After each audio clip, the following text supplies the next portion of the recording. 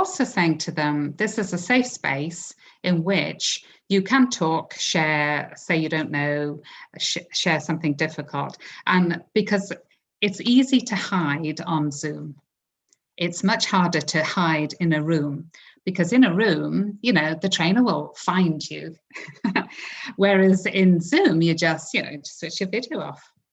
So, by the way, do you have a personal rule or a general rule? Because a lot of people will do, part 2 after the break, it's video off. And you're thinking, yeah, those emails are obviously more urgent than my training. Do you have any tricks to just encourage people to be participating in maybe the back end, the downhill, when the donkey's not going out on the beach, they're coming back on the beach, to keep them engaged?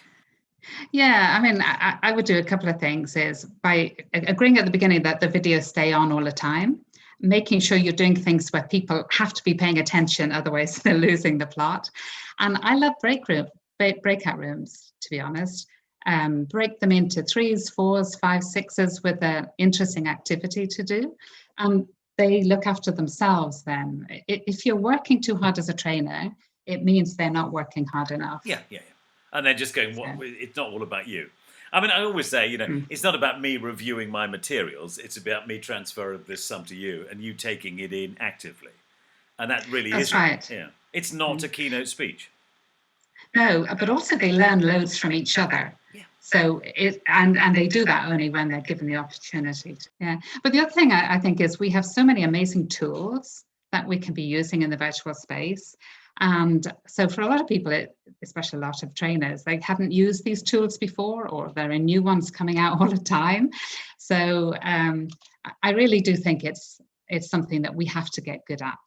So I don't think you need to know every tool across the thing, but I do think we need to be masters of our example of each type of tool that does different things. And then not overdoing it. I do find people sort of demonstrate, look, I've got a million tools because I'm virtual. I'm just thinking, well, should we just, the learning is first, and if a tool supports the learning, as opposed to showing off the tool. It's part of being prepared to pare back. Yes. Which I think is our journey anyway, isn't it? From nervous waffle. I've read the book, I'm going to tell you the book.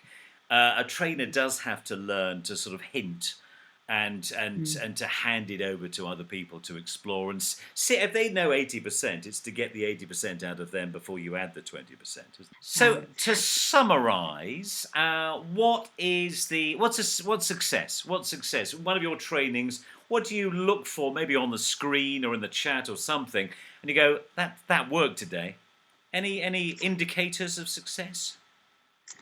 Well, by far the best one is when they write in the sort of takeaways at the end. They write things like, I thought this was going to be really boring, but it's been great. But you get comments like, it's gone so fast. Yes.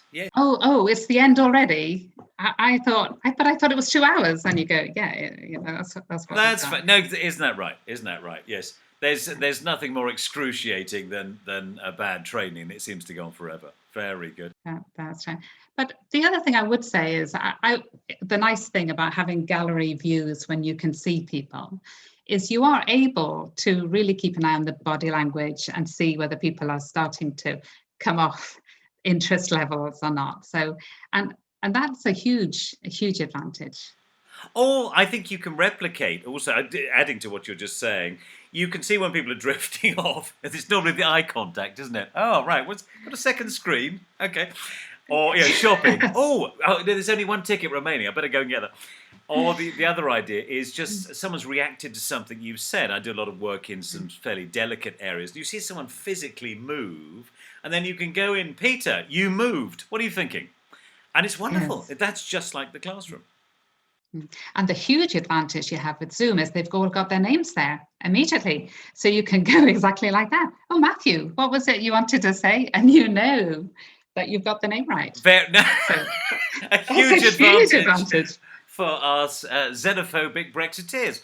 Very good. Or I quite like the democracy of the list also. So you'll get this list of, these larger classes, 40 people, and you just literally go down the list and say A, B, C, D. And that way, in a very fair way, everyone's had a bash, everyone's had a turn. And also there's no hiding place. unless you're A, in which case you think you can switch off.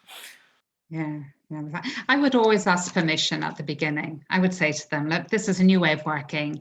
So can we agree amongst ourselves that I can call people by name, you can call each other by name, and that's part of how we're going to learn today. So there's two contracts, isn't there? There's a teacher-pupil contract, but there's a peer-peer or colleague-colleague contract, and that really helps. Fantastic. Okay, well, I think we don't want to overdo it with our exhausted people. They go, well, it seemed to go so quickly, and then they just went on and on and on. Helen, wonderful to speak to you. Maybe we'll speak to you again. Good luck in Italy. Let's have a fantastic year. I know you will, based on your professionalism and excessive marketing activities. Thank you, viewers, for plugging in. So, goodbye, Helen. Goodbye. Nice to have met you again. Goodbye, all. See ya, see ya, see ya.